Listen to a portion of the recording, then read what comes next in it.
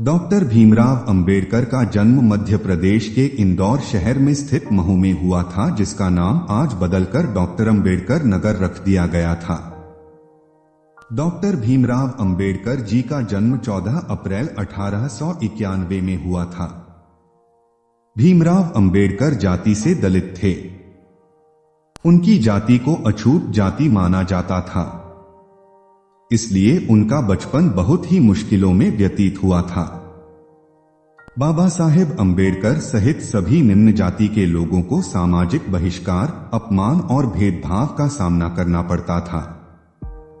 बाबा साहेब अंबेडकर का मूल नाम भीमराव था। उनके पिता श्री रामजी वल्द मालोजी सतपाल महू में ही मेजर सूबेदार के पद पर एक सैनिक अधिकारी थे। अपनी सेवा के अंतिम वर्ष उन्होंने और उनकी धर्मपत्नी भीमाबाई ने काली पलटन स्थित जन्मस्थली स्मारक की जगह पर विद्यमान एक बैरेक में गुजारे। कबीर पंथी पिता और धर्मर्मपरायण माता की गोद में बालक का आरंभिक काल अनुशासित रहा। आज इसी महान व्यक्तित्व वाले आदमी के कुछ अनमोल विचार हम इस वीडियो में सुनेंगे। राजनीति में हिस्सा न लेने का सबसे बड़ा दंड यह है कि अयोग्य व्यक्ति आप पर शासन करने लगता है। एक विचार को प्रसार की उतनी ही आवश्यकता होती है जितना कि एक पौधे को पानी की आवश्यकता होती है, नहीं तो दोनों मुरझाएंगे और मर जाएंगे। पानी की बूंद जब सागर में मिलती है तो अपनी पहचान खो देती है। इसके विपरीत व्यक्ति समाज में रहता है पर अपनी पहचान नहीं खोता। इंसान का जीवन स्वतंत्र है।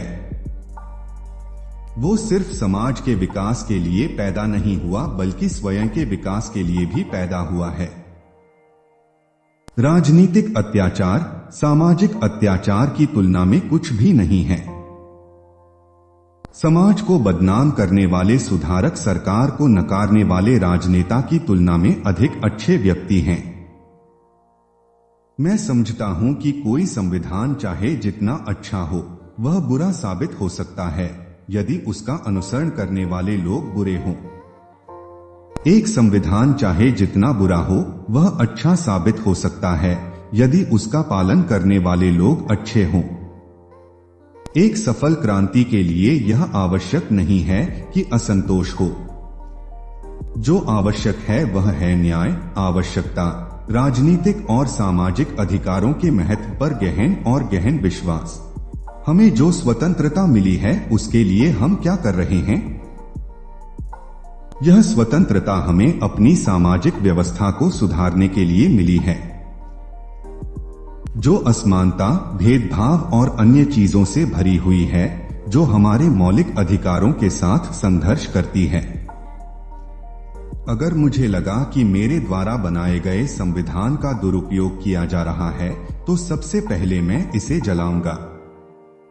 आज भारतीय दो अलग अलग विचारधाराओं द्वारा शासित हो रहे हैं।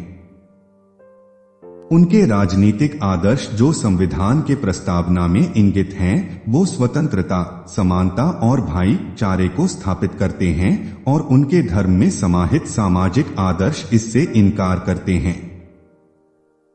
यदि हमें अपने पैरों पर खड़े होना है, अपने अधिकार के लिए लड़ना है, तो अपनी ताकत और बल को पहचानो, क्योंकि शक्ति और प्रतिष्ठा संघर्ष से ही मिलती है। मंदिर जाने वाले लोगों की लंबी कतारें जिस दिन पुस्तकालय की ओर बढ़ेंगी, उस दिन मेरे इस देश को महाशक्ति बनने से कोई रोक नहीं सकता है। जिसे अपने दुखों से मुक्ति चाहिए, उसे लड़ना होगा, और जिससे लड़ना है उसे उससे पहले अच्छे से पढ़ना होगा, क्योंकि ज्ञान के बिना लड़ने गए तो आपकी हार निश्चित है। कुछ लोग सोचते हैं कि धर्म समाज के लिए आवश्यक नहीं है। मैं यह दृष्टिकोण नहीं रखता।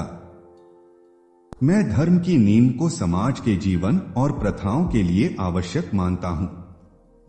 समाज को श्रेणी विहीन और वर्ण विहीन करना होगा, क्योंकि श्रेणी ने इंसान को दरिद्र और वर्ण ने इंसान को दलित बना दिया।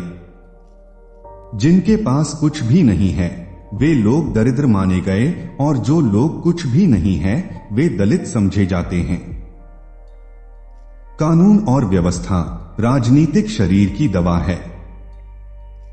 जब राजनीतिक शरीर बीमार पड़े तो दवा जरूर दी जानी चाहिए। यदि हम एक संयुक्त एकीकृत आधुनिक भारत चाहते हैं तो सभी धर्मों के धर्म ग्रंथों की संप्रभुता का अंत होना चाहिए। मैं राजनीतिक सुख भोगने नहीं बल्कि नीचे दबे हुए अपने भाइयों को अधिकार दिलाने आया हूं। भाग्य से ज्यादा अपने आप पर विश्वास करो। भाग्य में विश्वास रखने के बजाय शक्ति और कर्म में विश्वास रखना चाहिए। वे इतिहास नहीं बना सकते जो इतिहास को भूल जाते हैं। शिक्षा वो शेरनी है, जो इसका दूध पिएगा वो दहाड़ेगा।